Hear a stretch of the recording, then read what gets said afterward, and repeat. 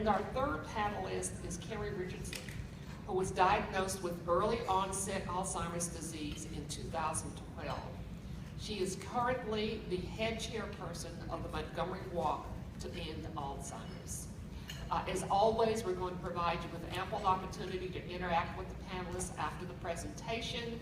We'll have a chance to exchange questions and answers and a discussion.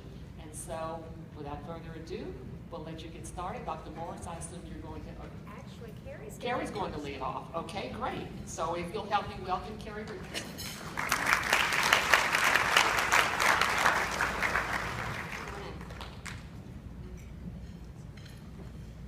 I'm a little nervous. This is my first ever public speaking, so bear with me.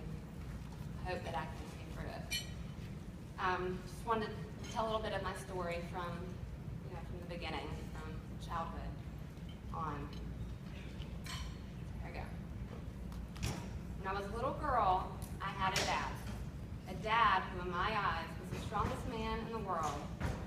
He was handsome and strong, athletic, and he affectionately called me Care Bear.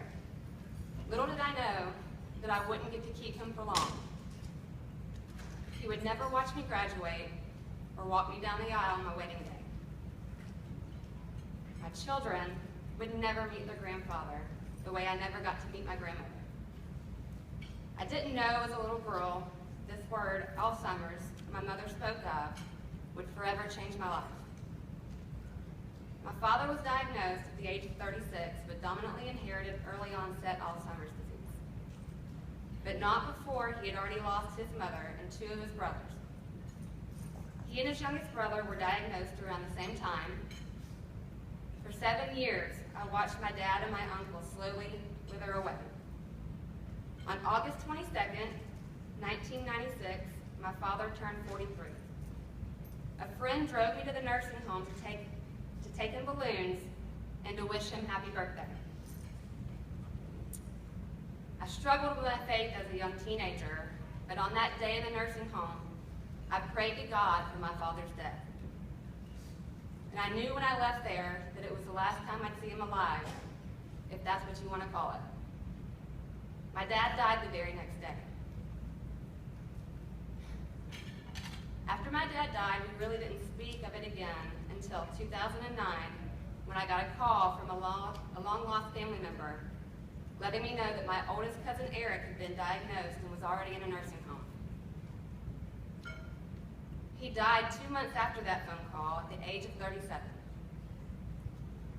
After his death, we began to do some research and came across Diane, which is the dominantly inherited Alzheimer's network. It was determined that our family carried the PSN1 gene.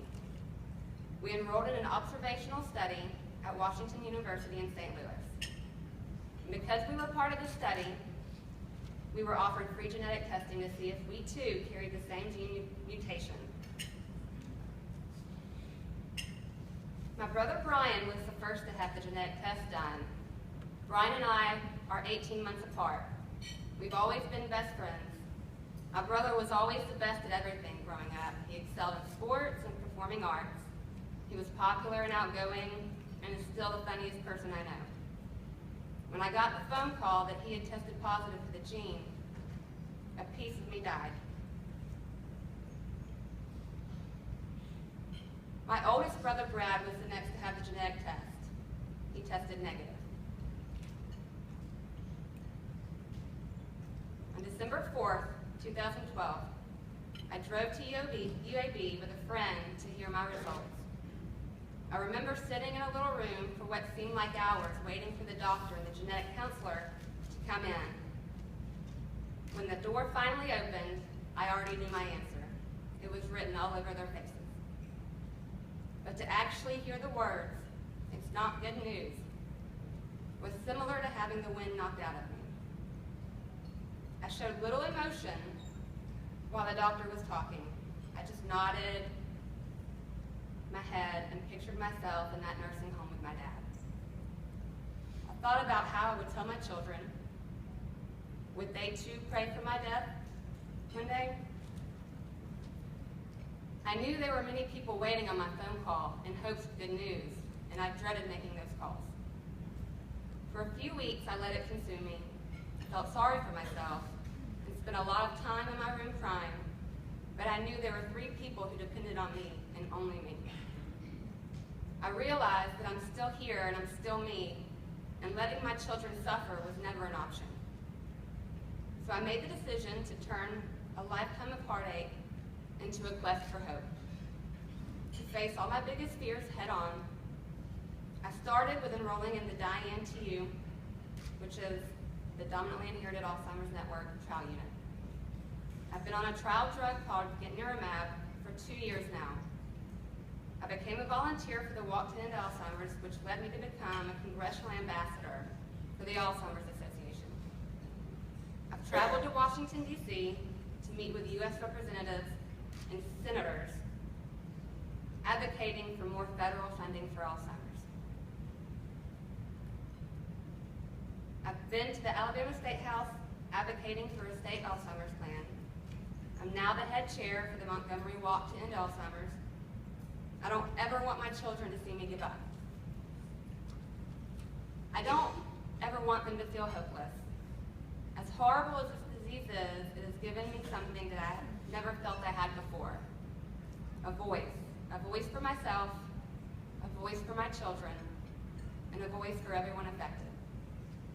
It is my hope that my story and the stories of others just like me will start a conversation and end the stigma that comes along with the disease, and just maybe I can put a new face to Alzheimer's so that people know it can happen to anybody, not just the elderly. I don't know what the next couple years hold for me. I don't know exactly when my story will end, but I do know that I will never give up hope for a world without Alzheimer's.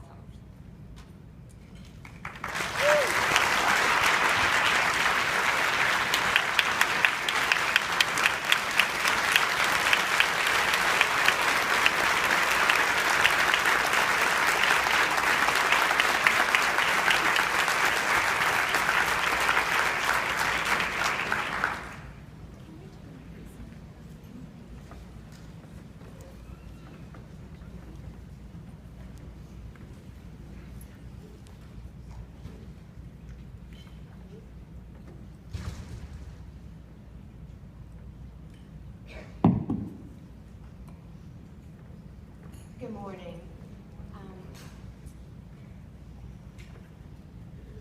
That was very hard.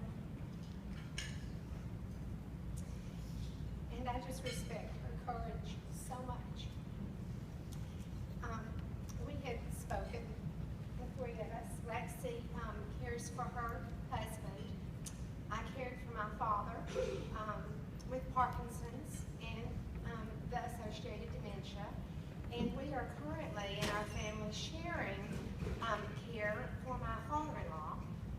He had 2 sons, and so at this point we have an arrangement where he spends the fall and